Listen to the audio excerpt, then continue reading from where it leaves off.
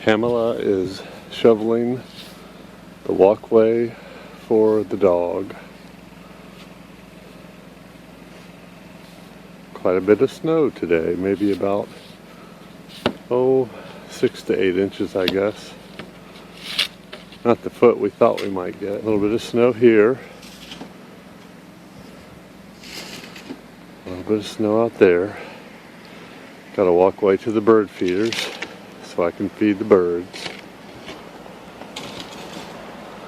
Traffic's moving along pretty good.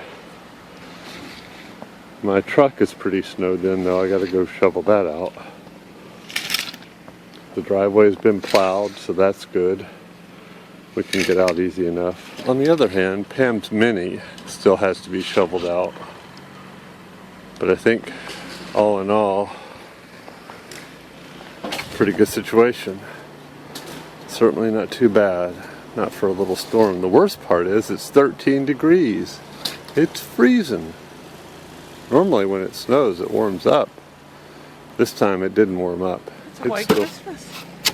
It's going to be, unless there's a heat wave in the next week. There's not a heat wave today, is there? No, there's not. No.